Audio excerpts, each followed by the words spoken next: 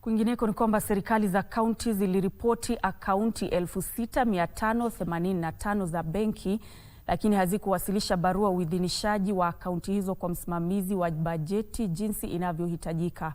Kulingana na ofisi ya msimamizi wa bajeti, akaunti hizo hazijaidhinishwa na ziliongezeka kutoka 6386 mwezi Disemba mwaka 2025 na kufanya iwe vigumu kusimamia bajeti.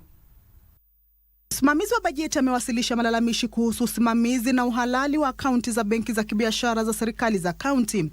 Kwenye ripoti ya hivi punde kuhusu utekelezaji wa bajeti ya kipindi cha miezi 9 cha mwaka wa kifedha 2025-2026 wa serikali za kaunti, ofisi ya msimamizi wa bajeti Margaret Nyakango imesema kuna ongezeko la akaunti zisizo halali kutoka akaunti 6386 mwezi Disemba mwaka 2025 hadi akaunti 6585 kufikia mwezi Machi mwaka huu katika kaunti zote 47.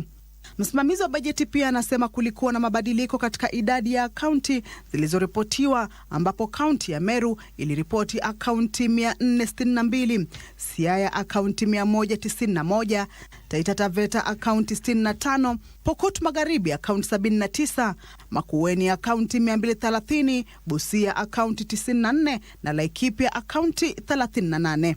Kulingana na msimamizi wa bajeti, ni lazima serikali za kaunti ziwasilishe nakala za barua za kuidhinisha akaunti hizo kwa msimamizi wa bajeti, lakini hazina za serikali za kaunti hazijafanya hivyo. Ofisi hiyo inasema kukosekana kwa stakabadhi hizo kunasababisha kutokuwepo kwa uwazi na kunazuia uhakika kuhusu uhalali wa akaunti hizo na matumizi ya fedha.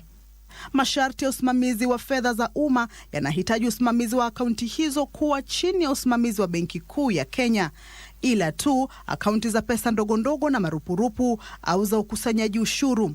Hata hivyo, baadhi ya kaunti zimepatikana zikitumia akaunti za benki za kibiashara kwa shughuli za kawaida na utayarishaji mishahara.